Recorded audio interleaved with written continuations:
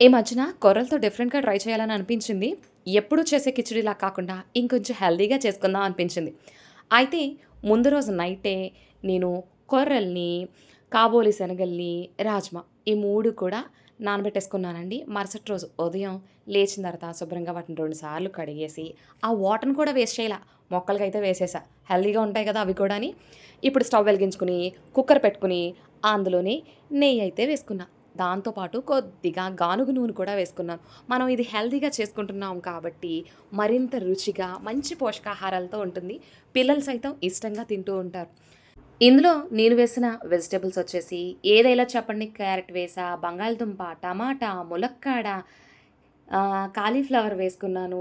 ఇంకా వాటి పేర్లు మర్చిపోయాను. టమాటా మాత్రం కరెక్ట్‌గా డెఫినిట్‌గా వేసుకుంటానండి. నాకు కొంచెం సాంబార్ ఫ్లేవర్ అంటే ఇష్టం కాబట్టి టమాటా వేస్తే పులుపులుగా ఉంటుందని చెప్పేసి వీటన్నిటిని ఒకసారి మిక్స్ చేసుకొని బాగా మగ్గిన తర్వాత అప్పుడు కాబోలి శనగలు, రాజ్మా, కొర్రలు వీటిని వేసేసి వాటిని ఒకసారి మిక్స్ చేసుకొని ఒక 2 నిమిషాలు ఆగిన తర్వాత అందులోని పసుపు, కారం, సాంబార్ మసాలా ఇదేయడం వల్ల ఎక్స్‌ట్రా టేస్ట్ అనేది ఉంటుంది.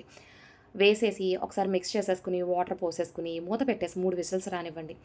ఒకవేళ స్వామి మాల వేసుకున్న వాళ్ళైనా సరే, ఇందులో ఉల్లి, వెల్లుల్లి లేకుండా తీసుకుంటే గనక తినొచ్చంటారా? తినకూడదంటారా? మీకు తెలిస్తే గనక నాకు కామెంట్ రూపంలో అయితే కామెంట్ చేయండి. వీటన్నిటిని చూసుకుంటే గనక అన్నీ హెల్తీయే. Vegetables healthy. కొర్రలు గానీ, కాబోలి శనగలు గానీ, రాజ్మా గానీ ఇవన్నీ హెల్తీయే కదా!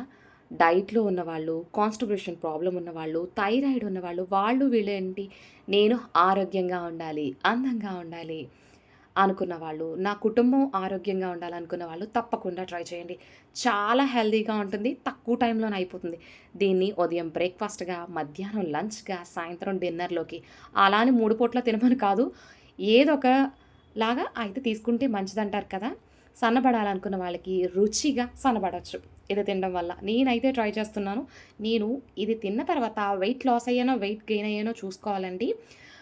కుక్కరు విజిల్స్ వచ్చేసిన తర్వాత చూపిస్తున్నాను చూసారా? ఇలా ఉంది. భలే టేస్టీగా ఉంది. నేను ఇది మధ్యాహ్నం చేస్తున్నాను. చాలా చాలా బావుంది. లంచ్‌లోకైతేని, ఉదయం బ్రేక్‌ఫాస్ట్‌లో కూడా తీసుకోవచ్చు. మీకు నచ్చితే గనక నాకొక చిన్ని లైక్ చేయండి మరి.